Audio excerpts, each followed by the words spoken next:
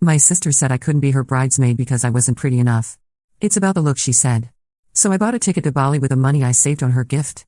When I posted my trip photos, the comments flooded in, and so did her text full of rage.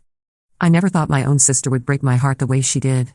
But here we are, and honestly, I'm kind of glad it happened because it led to the most incredible month of my life. Let me tell you how Emma, my supposedly loving older sister, taught me the most valuable lesson about self-worth I've ever learned. I'm Sarah, 26, and I work as a graphic designer for a mid-sized marketing firm in Portland. Emma is 29 and works in finance. We've always been close, or at least I thought we were. Growing up, she was the golden child, straight A's, captain of the cheerleading team, prom queen, the whole 9 yards.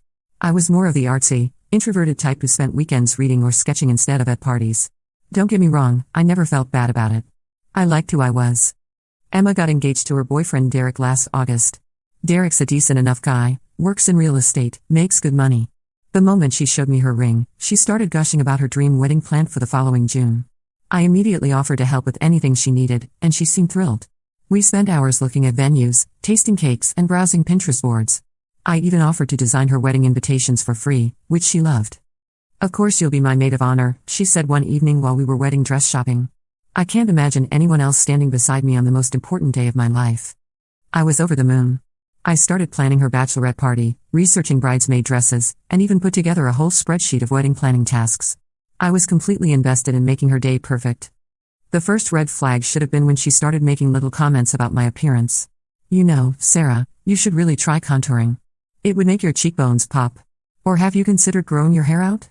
Long hair is so much more feminine. I brushed it off as pre-wedding stress. Emma had always been image conscious, and I figured she was just projecting her anxiety onto everyone around her. Things got worse when she insisted on a bridesmaid boot camp. She wanted all her bridesmaids to lose 10 pounds before the wedding. When I mentioned that I was happy with my body and didn't want to diet, she got this tight smile on her face. Sarah, I just want everyone to look their best. This day has to be perfect. I should have seen the writing on the wall, but I loved my sister and wanted to support her. I agreed to eat healthier and work out more, though I had no intention of crash dieting. The breaking point came in March, 3 months before her June wedding. Emma had invited me over for what I thought was going to be a bridesmaid dress fitting. Instead, she sat me down on her pristine white couch with a serious expression. Sarah, I need to talk to you about something important. What's up? I asked, settling in with my cup of coffee. I've been thinking a lot about the wedding party, and I've made a difficult decision. She paused, looking everywhere except at me. I don't think you should be my maid of honor anymore. My stomach dropped. What? Why? Did I do something wrong? It's not about what you did. It's about the look I'm going for. She finally met my eyes, and I saw something in them I'd never seen before when she looked at me, disappointment. My wedding photographer costs $5,000. The videographer is another $3,000. I'm spending a fortune on professional hair and makeup for everyone. This wedding is going to be featured in Portland Bride magazine. I stared at her, not understanding where this was going. Sarah, you're my sister and I love you, but you're just not bridesmaid material. You don't photograph well. You've never been the glamorous type. I need my wedding party to look cohesive and polished. This wedding is going to be featured in Oregon Bride magazine. The words hit me like a physical blow. Are you saying I'm not pretty enough to be in your wedding? Emma's face flushed, but she didn't deny it. I'm saying that this wedding is about creating a perfect day and perfect memories. I need bridesmaids who fit the aesthetic. Jessica, Amanda, and Claire all have that classic beauty look. They photograph well. They know how to do their makeup properly. They dress well. She gestured vaguely at my outfit, jeans and a vintage band t-shirt. You've always been more of a natural, artsy type. I felt like I couldn't breathe. Emma, I'm your sister. Which is exactly why you'll understand. Family supports each other, right? I still want you at the wedding, obviously. You can sit in the front row and take pictures. Maybe you could even help coordinate things behind the scenes? You're so organized. The casual cruelty of it was breathtaking. She wanted me to be her free wedding coordinator while her prettier friends got to stand beside her in the photos that would hang in her house forever. I need some time to think about this, I managed to say. Of course. I knew you'd understand. This is why you're the best sister ever. She actually hugged me as I left, like she'd just done me a favor. I drove home in a complete daze. When I got to my apartment, I looked at myself in the bathroom mirror for a long time. I saw the same face I'd always seen, brown eyes, freckles across my nose, shoulder-length auburn hair, a smile that people had always called warm. I wasn't a model, but I'd never thought I was ugly. I'd had boyfriends, including my current relationship with Jake, who told me I was beautiful every single day. But apparently, I wasn't pretty enough for my own sister's wedding. That night, I called our mom. She said what? Mom's voice pitched higher with each word I repeated. She wants me to coordinate instead of being a bridesmaid because I don't fit her aesthetic. There was a long pause. Sarah, honey, I'm so sorry. I don't even know what to say. That's not the daughter I raised. I don't know what to do, Mom. You don't do anything. You hold your head high and you remember that your worth isn't determined by your sister's opinion. And if I'm being honest, I think Emma has gotten so caught up in this wedding that she's lost sight of what actually matters. After we hung up, I sat in my living room and cried. Not just for the hurt, but for the loss of the relationship I thought I had with Emma. The sister I'd admired and looked up to my whole life had just told me I wasn't good enough to stand beside her on the most important day of her life. But as the tears dried, something else started building in my chest. Anger. Not just at Emma, but at myself for considering, even for a second, that she might be right. I thought about all the money I'd already spent on her wedding. The engagement party I'd thrown for her and Derek, $350. The bridal shower I'd co-hosted, $280. The bachelorette party in Vegas I'd organized and partially funded, $750. Not to mention the bridesmaid dress I'd already ordered, $180. The wedding gift I'd been planning to buy from their registry, the $450 KitchenAid mixer she'd been gushing about for months. I added it all up. $2,010. Over $2,000 I'd spent celebrating a woman who thought I wasn't pretty enough to stand next to her in photos. That's when I had my moment of clarity. I went to my laptop and canceled the wedding gift order. Full refund. Then I went to Emma's registry and looked at all the expensive items she'd picked out. The luxury bedding, the fancy dinnerware, the high-end appliances. I closed the laptop without buying anything. Instead, I opened a new browser tab and started looking at flights to Southeast Asia. I'd always wanted to travel solo but never had the money or courage. Well, now I had the money, and Emma had definitely given me the courage. Bali looked incredible. White sand beaches, ancient temples, lush rice terraces, yoga retreats, incredible food. I could get a round-trip ticket and stay for 3 weeks for about $2,200, perfectly using up all the money I've been planning to spend on Emma's wedding celebrations.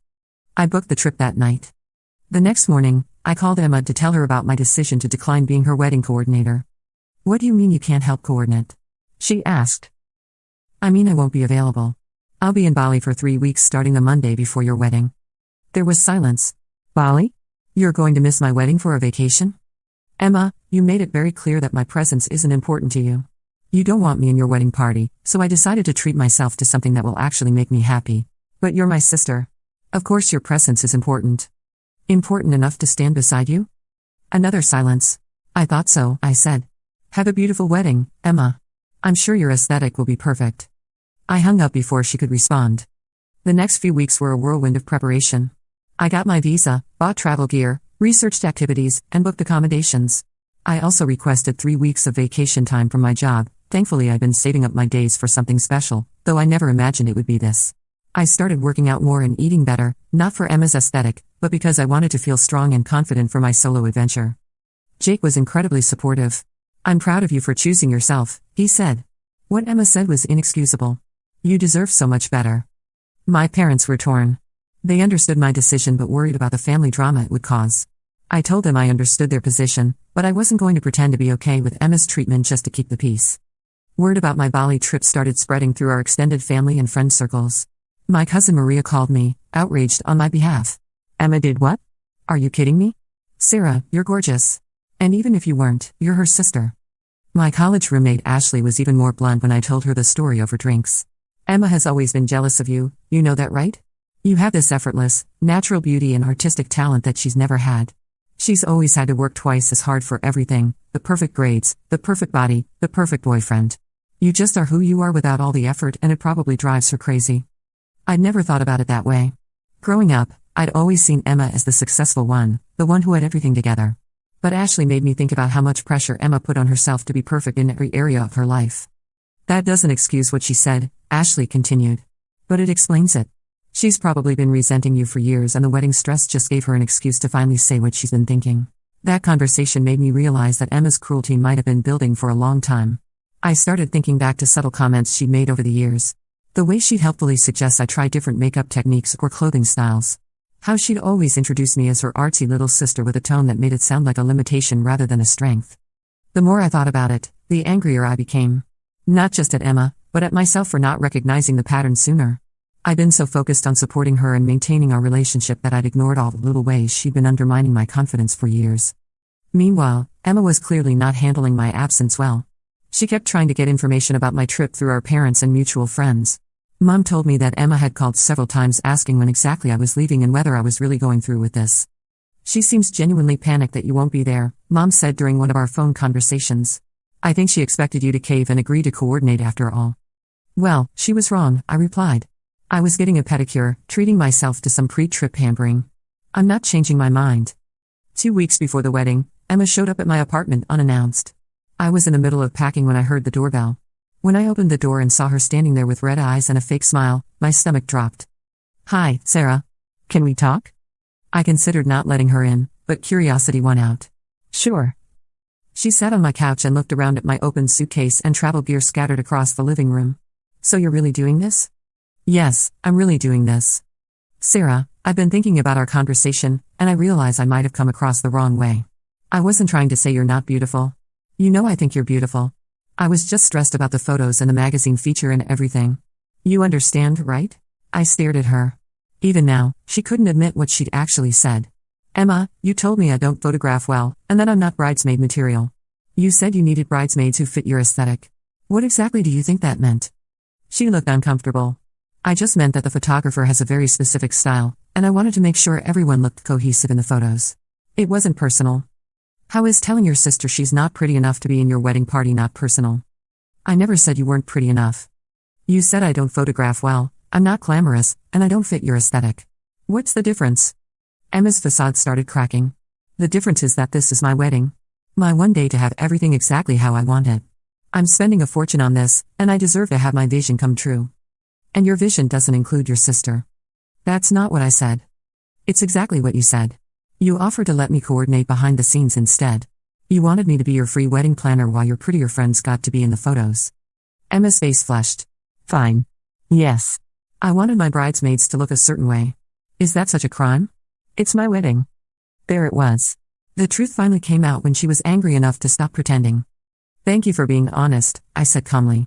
Now please leave. Sarah, wait. I didn't mean it like that. I'm just stressed and, Emma, you meant exactly what you said. You think your friends are prettier than me, and you didn't want me in your photos because of it. I understand completely. That's why I'm going to Bali instead of your wedding. She started crying then. Real tears, not the fake ones from her entrance. You can't miss my wedding over this. You're my sister. What am I supposed to tell people when they ask where you are? Tell them I'm living my best life in paradise. This is so selfish, Sarah. You're ruining my special day. I'm not ruining anything. I'm just not participating in an event where I'm not wanted. Emma left in a huff, slamming my door behind her. I felt shaky but proud of myself for not backing down. An hour later, she texted me, I hope you know you're breaking Mom's heart with this stunt. I called Mom immediately. Emma just left here and now she's texting me that I'm breaking your heart. Is that true? Mom sighed. Oh honey, no. I mean, I wish you girls could work this out, but I'm not heartbroken. I'm disappointed in Emma's behavior, honestly. Your father and I talked about it, and we both think she crossed a line. She just came over and finally admitted that she thinks her friends are prettier than me and that's why she doesn't want me in the photos. She said that? When I pushed her to be honest, yes. There was a long pause. Sarah, I'm so sorry. I raised her better than that. I know you did, Mom. But she's an adult making her own choices now. The final weeks before my trip were peaceful. I finished all my work projects, arranged for my neighbor to water my plants, and mentally prepared for my adventure. I started a travel journal, bought a new camera, and even splurged on some beautiful dresses for the trip, not because I needed to prove anything to anyone, but because I wanted to feel amazing. Jake helped me pack the night before I left. I'm going to miss you so much, he said, folding my sundresses carefully into my suitcase. It's only 3 weeks. I know, but this feels like such a big moment for you. Like you're becoming a new version of yourself. He was right. I could feel something shifting inside me. The old Sarah who would have eventually caved to Emma's demands and shown up to coordinate her wedding was gone. This new Sarah was choosing herself, her happiness, and her self-respect. The morning I left for the airport, I got one final text from Emma, last chance to do the right thing. I turned off my phone without responding. The flight to Bali was long but magical. I'd never traveled alone internationally before, and every moment felt like an adventure. I chatted with other travelers, read 2 entire books, and watched the sunrise from 35,000 feet. When we landed in Denpasar, I felt like I was entering a completely new chapter of my life. My first Instagram post from Bali was simple, just a photo of my feet in the sand with the caption, "Made it to paradise." Solo adventure officially begins, palm tree emoji. Within an hour, it had 50 likes and a dozen comments from friends saying they were living vicariously through me. The resort in Seminyak was more beautiful than I'd imagined. My room had a private terrace overlooking the ocean, and I spent my first evening just sitting there watching the sunset, feeling incredibly proud of myself for being there. That first week flew by in a blur of new experiences. I took a sunrise yoga class on the beach every morning, spent afternoons reading by the pool or exploring local markets, and tried a new restaurant every night. I got a traditional Balinese massage, learned to make authentic nasi goreng in a cooking class, and even tried my hand at surfing. But the most transformative part wasn't the activities, it was the way I felt about myself. Away from Emma's criticism and judgment, I started seeing myself through fresh eyes. The other travelers I met were so warm and welcoming, constantly complimenting my adventurous spirit and positive energy. The local people were incredibly kind, often telling me I had a beautiful smile or peaceful aura. One evening, I was having dinner at a beachfront restaurant when a woman at the next table leaned over. "I hope you don't mind me saying, but you have such a radiant energy. Are you celebrating something special?" "Just celebrating myself, I guess," I said, and realized how true that felt. "Well, whatever you're doing, keep doing it. You're absolutely glowing." I started posting more frequently, sharing photos of temples I visited, food I tried, and adventures I went on. Each post got more engagement than the last, with friends and acquaintances commenting about how happy and beautiful I looked. When I moved to Ubud for my second week, I felt like a completely different person than the one who had boarded the plane in Portland. I was tan, relaxed, confident, and genuinely happy in a way I hadn't been in months. I signed up for a photography workshop and learned techniques that made my travel photos even more stunning. It was in Ubud that I met Christina, a travel blogger from Australia who became a fast friend. She looked at my Instagram account one evening over dinner and shook her head in amazement. "Your engagement is incredible," she said. "And your photos are gorgeous. Have you considered starting a travel blog?" "I'm a graphic designer, not a writer." "You're clearly a natural at this. Look at these captions, they're inspiring without being cheesy. And your photo composition is really good." That conversation planted a seed that would grow into something bigger after I returned home. The third week in the Gili Islands was pure magic. The water was the clearest I'd ever seen, the beaches were pristine, and I felt completely at peace with my decision to be there instead of at Emma's wedding. I'd made friends from different countries, had incredible adventures, and most importantly, had fallen back in love with myself. It was on Gili Trawangan that I took the photo that would change everything, the sunset beach shot in the white dress that I posted on Emma's wedding day. I almost didn't share it because it felt almost too beautiful, too perfect. But something told me to post it with that caption about choosing yourself, and I'm so glad I did. The response was immediate and overwhelming. People weren't just liking the photo, they were sharing it, commenting with paragraphs about how inspiring it was, and messaging me privately to tell me their own stories of choosing themselves over toxic family members or friends. The week before Emma's wedding, I posted a photo on Instagram of my boarding pass with a caption, "Solo adventure begins now." 3 weeks in paradise, palm tree emoji, airplane emoji, I tagged Bali and added hashtags about solo travel and self-love. The responses were overwhelmingly positive. Friends commenting about how brave I was, how jealous they were, how they wanted to plan their own solo trips. It felt good to see so much support. Bali exceeded every expectation. I stayed in a beautiful resort in Seminyak for the first week, then moved to Ubud for a more cultural experience, and finished my trip in the Gili Islands for some serious beach time. I did yoga at sunrise, got massages on the beach, took a cooking class, visited ancient temples, hiked through rice paddies, went snorkeling, learned to surf, and ate the most incredible food. I met amazing people from all over the world and had conversations that lasted until dawn. But more than the activities, it was the feeling of complete freedom and self-acceptance that made the trip magical. I felt beautiful in a way I hadn't in months. Not because of how I looked, but because of how I felt. Strong, independent, adventurous, capable. I posted photos regularly throughout my trip. Sunset shots from my yoga sessions. Pictures of colorful temple offerings. Me laughing with new friends over dinner. Surfing shots that Jake helped me caption with humor. Photos of the incredible food. Scenic shots of rice terraces and beaches that looked like postcards. The response grew steadily. Each post got more likes and comments than I'd ever received before. By the end of my first week, my posts were getting 100 to 200 likes each, with friends and acquaintances commenting about how amazing I looked and how jealous they were of my adventure. People started sharing my posts in their stories and tagging friends who they thought would be inspired by solo travel. On what would have been Emma's wedding day, Saturday, June 15th, I posted a photo of myself at sunset on a pristine beach in Gili Trawangan. I was wearing a flowing white dress I'd bought at a local market, my skin was golden from 3 weeks of sun, my hair was in natural beach waves, and I was genuinely smiling. I looked relaxed and radiant in a way I'd never seen in photos of myself before. The caption read, "Sometimes the best decision is choosing yourself." 3 weeks of solo travel in paradise has reminded me that beauty comes from feeling confident, adventurous, and free. Grateful for this incredible journey and all the amazing people I've met along the way. Hashtag Bali vibes, hashtag solo travel, hashtag choosing myself, hashtag wanderlust, hashtag beautiful life. Within 2 hours, that post had more likes and comments than anything I'd ever shared. Friends, co-workers, acquaintances, and even people I barely knew were commenting. You look absolutely radiant. This is the most beautiful I've ever seen you look. Goals. You're glowing. What an inspiration. The engagement kept growing throughout the day as people shared it and tagged others. That's when the texts from Emma started. I had unblocked her number the day before, curious to see if she would reach out on her wedding day. The first one came at 11 p.m. Bali time, 8 a.m. Portland time, right after her wedding ceremony would have ended. Really? You're posting beach photos on my wedding day? Then, do you have any idea how selfish you're being?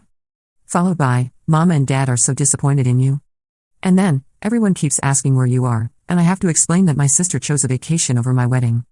I didn't respond to any of them. I was having dinner with a group of travelers I'd met, and we were laughing about our worst travel stories. I wasn't going to let Emma's negativity penetrate my bubble of happiness. But she wasn't done. The next morning, I woke up to a series of increasingly angry messages. Your little social media stunt is embarrassing our whole family. Jessica showed me your Instagram. You're really going to pretend like you're some kind of travel influencer now? You look desperate for attention. Everyone can see what you're doing. You're trying to make me look bad on my wedding day. This is so immature, Sarah. You're 26 years old. And then, the message that made me actually laugh out loud. You know what? I'm glad you weren't in my wedding. You clearly don't know how to be supportive or put family first. Derek said his sister would never pull something like this. I screenshot that last message and showed it to my new Australian friend Katie over breakfast. Your sister sounds like a piece of work, she said. You dodged a bullet not being in that wedding. The messages continued throughout the day. Emma was clearly obsessing over my social media presence instead of enjoying her honeymoon. Each text was angrier than the last, accusing me of everything from jealousy to attention-seeking to deliberately trying to ruin her special day. I finally responded with a single message, Emma, I'm sorry you're not enjoying your honeymoon. I hope when you get back, you can reflect on how we got to this point. I love you, but I won't accept being treated as less than. Enjoy married life. Then I blocked her number again and went snorkeling. The Instagram post from Emma's wedding day continued to gain traction throughout my remaining week in Bali. By the time I flew home, it had over 400 likes and 75 comments. People were sharing it in their stories and tagging friends. A few travel bloggers even reached out asking about my itinerary. But the best part wasn't the social media attention. It was how I felt about myself. 3 weeks of solo travel had reminded me who I was outside of my family's opinions. I was capable, adventurous, intelligent, and yes, beautiful. Not because I fit some narrow standard of conventional attractiveness, but because I was living authentically and fearlessly. When I got back to Portland, Jake picked me up from the airport with flowers. You look incredible, he said, spinning me around. Like, seriously, you're glowing. I feel incredible, I told him, and I meant it. My parents came over for dinner the next night. Mom hugged me tight and said, I'm proud of you for standing up for yourself. Emma called during the honeymoon, and honestly, she sounded unhinged. She kept talking about your Instagram posts instead of her own wedding. She's hurt, Dad said diplomatically. But what she said to you was wrong. No sister should ever make another sister feel that way. The full fallout came when Emma returned from her honeymoon. She'd apparently spent a good portion of her time in Mexico checking social media and getting increasingly angry about the positive response to my travel posts. When she got back, she called my mom crying. Sarah is trying to upstage me, she sobbed. She planned this whole trip to get attention on my wedding day. Look at all the comments on her photos. People are acting like she's some kind of inspiration when she abandoned her family. Mom, to her credit, didn't coddle her. Emma, Sarah went on that trip because you told her she wasn't pretty enough to be in your wedding. If you wanted her there, you shouldn't have been so cruel. I never said she wasn't pretty enough. You said she didn't fit your aesthetic and couldn't be in the photos. What exactly did you think that meant? The conversation apparently went downhill from there, with Emma accusing everyone of taking my side and not understanding how stressful wedding planning had been. 2 weeks after she returned, Emma finally reached out to me directly. She'd unblocked herself and sent a long text message. Sarah, I've been thinking a lot about everything that happened.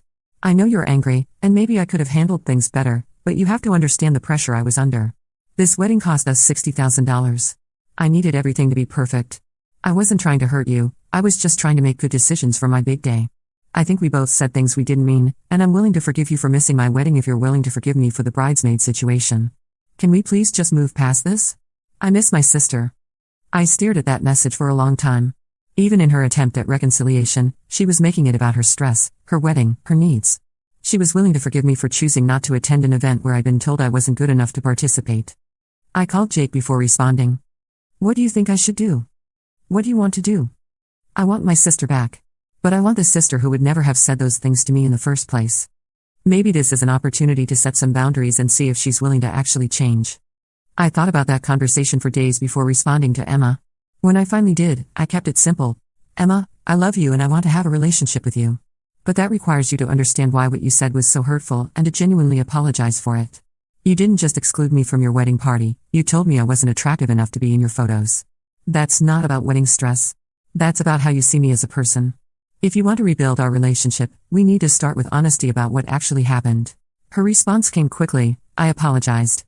I said I could have handled it better. What more do you want from me? And that's when I realized Emma genuinely didn't understand what she'd done wrong. In her mind, she'd made a reasonable decision about her wedding aesthetic, and I'd overreacted by choosing to travel instead of attending. I decided to give her one more chance to understand. I sent her the Instagram post from her wedding day along with screenshots of some of the comments. This is what people said about how I looked on your wedding day. These are people who know both of us.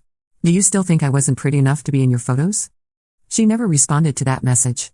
It's been 6 months since Emma's wedding, and we still aren't really speaking. We exchange pleasantries at family gatherings, but the closeness we once had is gone. It makes me sad, but I'm not willing to pretend her behavior was acceptable just to maintain a relationship. The unexpected silver lining is how much that trip changed my perspective on everything. I continued traveling solo, taking weekend trips around the Pacific Northwest and planning another international adventure for next year. I started a travel Instagram account that now has over 1,200 followers, a modest but engaged community of people interested in solo travel and self-empowerment. I even picked up some freelance work designing travel guides and social media content for local tourism companies. More importantly, I learned to trust my own judgment about my worth. Emma's opinion of my appearance says nothing about me and everything about her insecurities and priorities. The hundreds of people who commented on my travel photos, telling me I looked beautiful and inspiring, aren't wrong. The way Jake looks at me every day isn't fake. The confidence I feel in my own skin isn't an illusion. A few weeks ago, I ran into Jessica, one of Emma's bridesmaids, at a coffee shop. She looked genuinely uncomfortable when she saw me. Sarah. Hi. How are you? I'm great, Jessica. How are you? Good. I just wanted to say. I felt really bad about what happened with the wedding. Emma was so stressed, and I think she made some decisions she probably regrets now. I appreciated that she was trying to be diplomatic. I hope she's happy, I said, and I meant it. She is, but I don't know. Things haven't been the same in our friend group since then. A few of us felt really uncomfortable with how she handled everything with you. Interesting. Emma's quest for the perfect aesthetic apparently had consequences beyond just losing her relationship with me. Well, I hope things work out for everyone, I said. And I hope Emma learns something from it all. Jessica nodded. Your travel photos looked amazing, by the way. You seemed so happy. I was? I am. And that's the truth. Emma wanted a perfect wedding with perfect photos and perfect memories. She got that, as far as I know. The professional photos from her wedding were beautiful, she looked stunning, Derek looked happy, and her chosen bridesmaids all fit her aesthetic perfectly. But I got something better. I got self-respect, adventure, confidence, and the knowledge that I don't need anyone's permission to be beautiful or worthy of love and celebration. Sometimes I wonder if Emma ever looks at those perfect wedding photos and thinks about the sister who isn't in any of them. I wonder if she regrets choosing aesthetics over family, perfection over love. But mostly, I don't think about Emma's wedding at all anymore. I'm too busy planning my next adventure and living a life that makes me feel beautiful inside and out. The best revenge, it turns out, isn't plotting against someone who hurt you. It's living so well that their opinion becomes irrelevant. Emma thought I wasn't pretty enough for her perfect day, but Bali taught me that I'm beautiful enough for my own perfect life. And that's a lesson worth more than any bridesmaid dress,